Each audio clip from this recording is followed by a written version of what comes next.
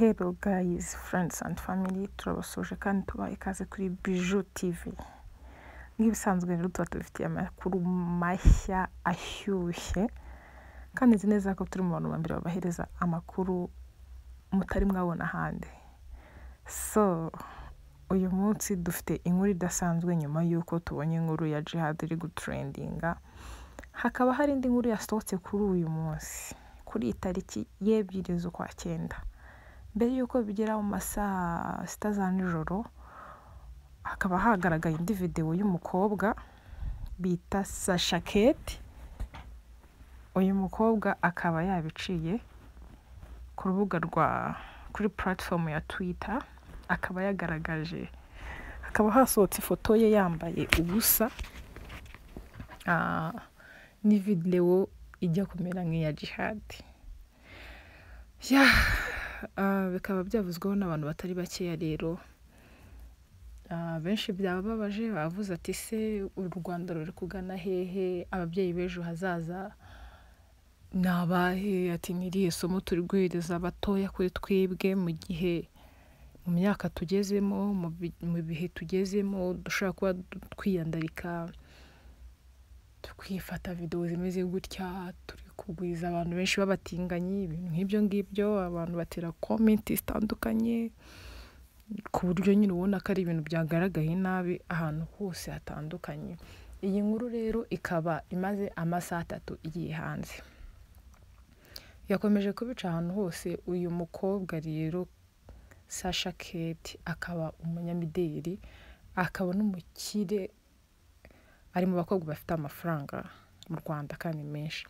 Aha byari mu mwaka wa 2011 ubwo akundanaga n'umuhanzi Nzoka Boss, bari mu rukundo. Kugira ngo murabibona, haje kugaragara n'amafoto agaragaza ko nyine yashizeho na tatuwaje y'izina Nizo mu bitugu byiwe, nyine nk'umuntu bari mu rukundo. Akaba rero byongeye gutrendinga, byongeye kugarukwaho n'abantu batari bakeya bavuga ati se nk'umunyarwandakazi byari bikwiriye ko video z'urukozasoni zigaragara hanze. Amakuru yasohotse rero bikaba byavugaga ko uyu mukobwa yari yasinze, ni video yafashwe yasinze atabizi, ariko abandi bakavuga ngo akaba ari bwo buzima bwe bwa nyabwo, niyo real life yiwe. Ntabwo rero byabaye igitangaza cyane, ariko abantu barenga miliyoni byababaje. Ngira ngo abagiye ku rukuta rwe rwa Twitter yaje kwandikaho mu kanya gashize, arandika ngo ndabinginze mbasabye imbabazi, iyo video muyisibe iwacu bataza kuyibona. Bishatse kuvuga ngo ni za private life tujya tubamo mu buzima bwacu busanzwe, ni za private life tujya tubamo hirya y'ababyeyi, hirya y'imiryango, hirya y'inshuti, hirya y'abavandimwe, bwa buzima nyine tujya tubamo batazi. Ariko nta muntu ujya wifuza ko amabi ye cyangwa se bya bindi dukorera ahantu hibanga, nta muntu ujya wifuza ko abantu babimenya. Mu by'ukuri uyu mukobwa byatangaje abantu benshi, no foto yakomeje gutrendinga kuko niyo yashize ku rukuta rwe rwa Twitter agira ati nimumbabarire iyo video muyisibe iwacu batayibona. Nakomeje ndeba comment z'abantu ku ma Instagram, ku ma Facebook, kuri Twitter. Hari n'abakomeje kugenda postinga ku mbuga zabo za Instagram na WhatsApp, bari kuvuga bati byari bikwiriye ko abakobwa twitwara gutya, byari bikwiriye ko tuba batinganye, byari bikwiriye ko tuba basinze tukageraho tutabasha kwikontrola. Ariko nubwo abantu benshi bakomeje kubitindaho, nanjye byambabaje kubona umwana w'umukobwa nk'uyu ukiri mutoya mwiza, video ye y'ubwambure bw'ijya hanze. Biteye ubwoba, biteye isoni. Sinzi ko hari abayibonye, ariko ku bwanjye nanjye nasaba ngo iyo video isibwe. Ntabwo ndano ngo mucire urubanza, sindano ngo mujudginge, kubera ko buriya umuntu mu buzima busanzwe agira uko akunda kubaho, agira ubuzima bwe abantu batazi, agira uko abaho abantu batazi, no akagira n'uko abaho abantu bazi. Ngira ngo murabibona ni ikizungereza, ni umukobwa w'igitangaza, uteye neza, usa neza, mwiza, wambara neza, ari mu banyarwandakazi rwose bameze neza, basa neza kandi bafite amafaranga. Gusa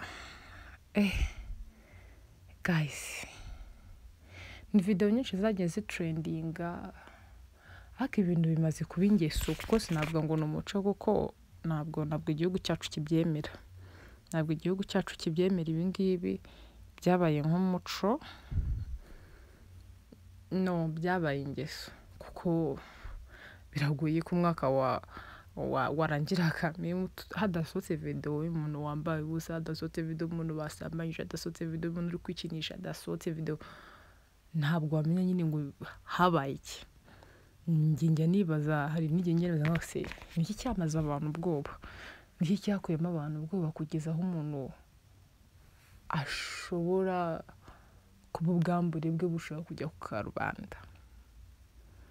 Biratangaje cyane, ariko ndimo no kunenga cyane abantu bashira izo video hanze. Buriya ubwambure bw'umuntu, umubiri w'umuntu aba ari private life ye. Nk'umuntu rero birengaho rwose akajya gushira ubwambure bw'umuntu hasi rwose, akabushira hanze, isi yose ikota umuntu. Abo bantu rwose ubuyobozi bwacu buzagira ikintu bubikoraho, kuko ni ukurengera. Nta muntu utagira ingeso, nta muntu udakosa, nta muntu utagira ibinabamo, ariko ntabwo bikwiriye ko umuntu ashira undi hanze.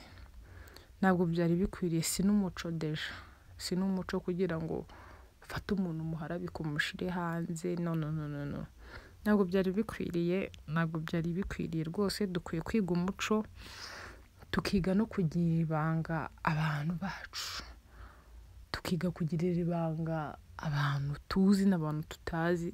Si ngombwa ngo tujye dusharinge ngo ubwambure bw'abantu, ngo twumve nyine ngo ari inkuru yo gusakaza ahantu hose, ahubwo twakagombye kugira agahinda, tukababazwa n'icyo kintu cyabaye, apana guterwa ishema nacyo.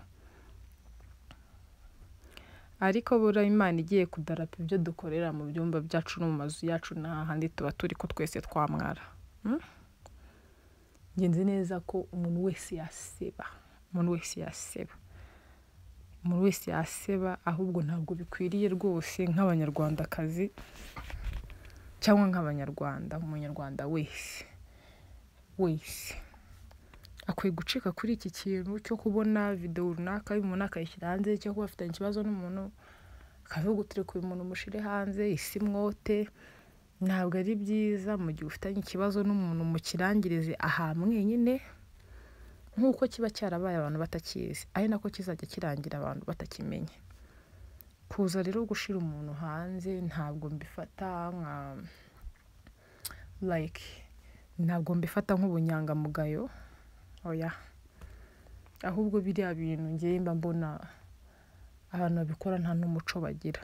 Twiga umuco, dusigasira umuco, ariko nanone muri uwo muco wacu twirinde kwiyandarika, twirinde kwitesha agaciro, twirinde, kuko ntabwo umuntu aba azi ngo ejo bizagenda gute. Sinekereza ko Sasha yatekerezaga ko wenda ubuzima bwe bushobora kujya hanze mu kanya kangana gutya. Ubuzima bwe, ubwambure bwe, guys, ni ibintu biba biteye ubwoba kandi binababaje cyane kubona umwana w'umukobwa mwiza gutya, mwiza, usa neza gutya, uteye neza, ufite amafaranga ye, akajya kwibona ati ejo mu gitondo ndisanze ubwambure bwanjye buri hanze. How? Kubera iki bigira kuri iyi tapi yo kuvuga ngo umubiri wawe w'ibanga uwusanze hanze? Habaye iki? Gusa njyewe icyo nasorezaho mvuga, twirinde abantu, kuko abantu ntabwo ari beza. Twirinde nabo twita inshuti zacu, kuko wa muntu wawe wa hafi ashobora kuba ari we muntu wa mbere ushobora kugushyira hanze, ashobora kuba ari we muntu wa mbere ushobora kugushyira hasi akakwangiriza ubuzima mu kanya nk'ako guhumbya.